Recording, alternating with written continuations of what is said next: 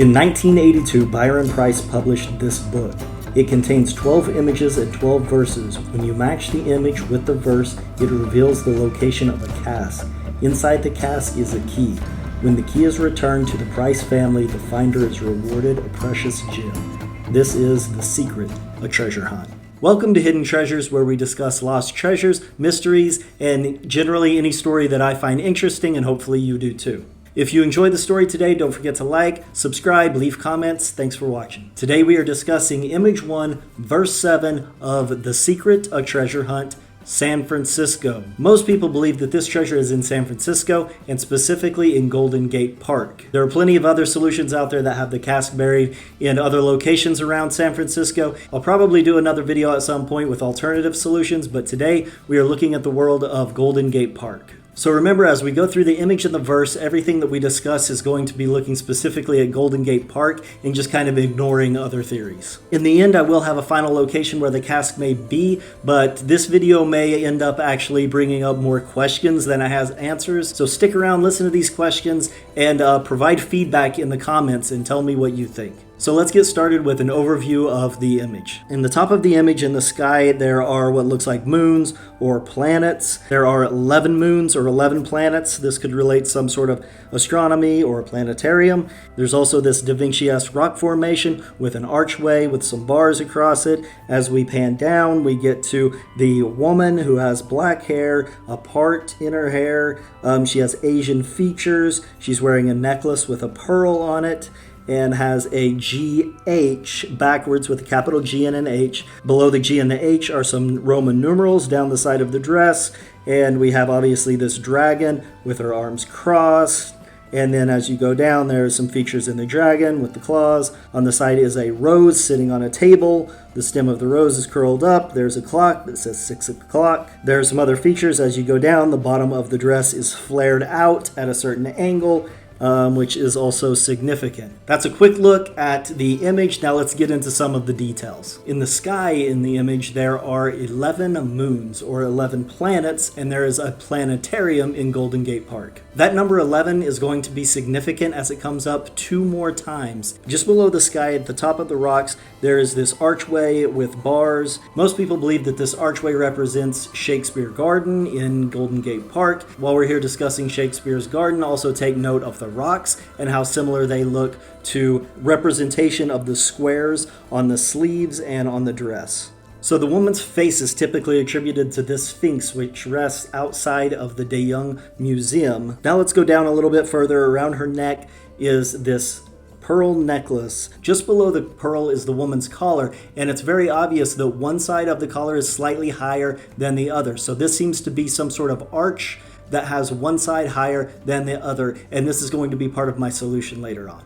There's a capital G and a lowercase h. That could represent Ghirardelli, which is nearby, but also the gate going into Shakespeare has a capital G and an H. When viewed from inside Shakespeare's garden, then you can see the G and the H are reversed. Some people also believe that this means that the image should be reversed, and that does line up with a few things in the image, but that's another solution. You can go look that one up. The Roman numerals on the dress are 1, 2, 3, and 1, 2, 2.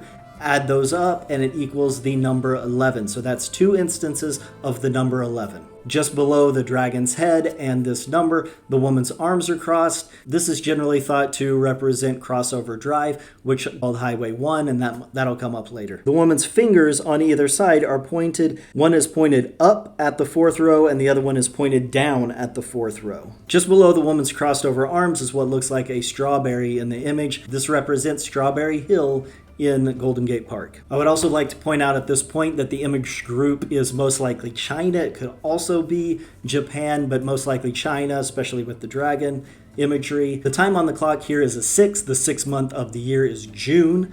The birthstone is pearl, and the flower is a rose. Those are some of the main clues in the image, the ones at least that I'm going to be using here. There are more, but you can go on the internet, go online, and find out what the other solutions are and what some of those other images are. There's great resources out there.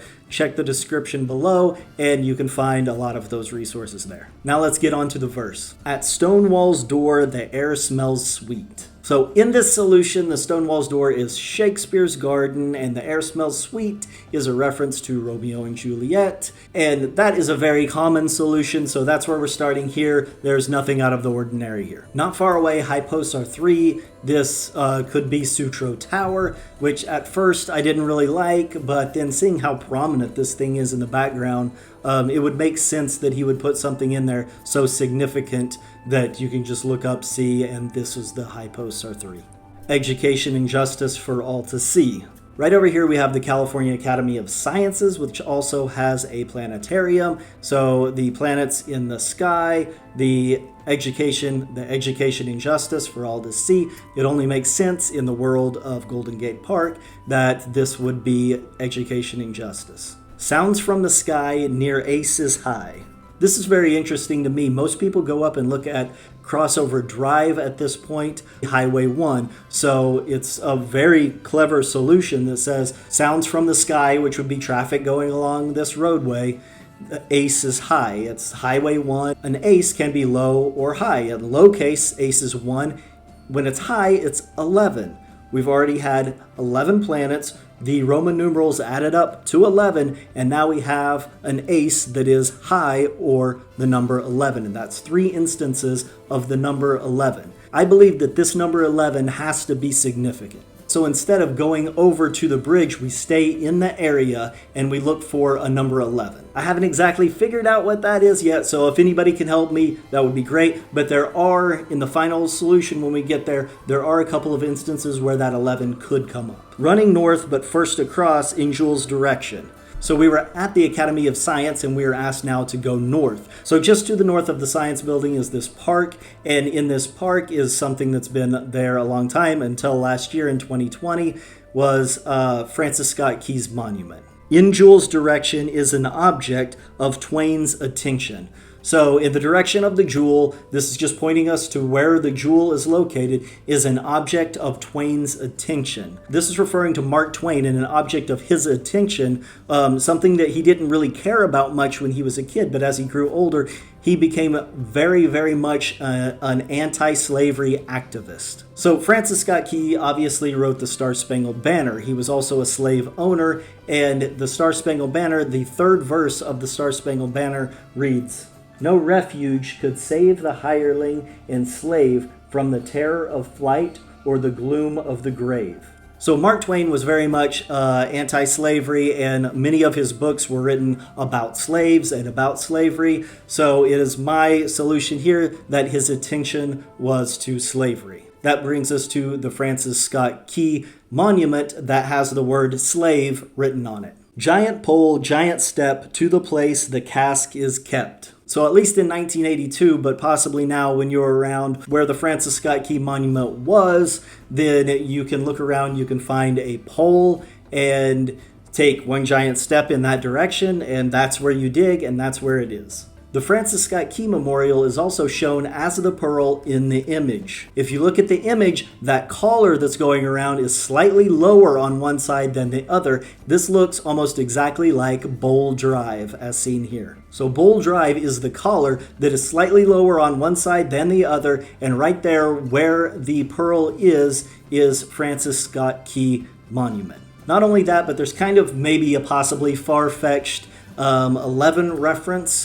That reference is that Francis Scott Key died January 11th, 1843, and also Francis Scott Key had 11 children. So this is a solution that I came up with. If you don't like it, that's fine. Go ahead and leave comments. Let me know where you think it is. I do think that the number 11 is significant, and any solution needs to have a reason for that number 11.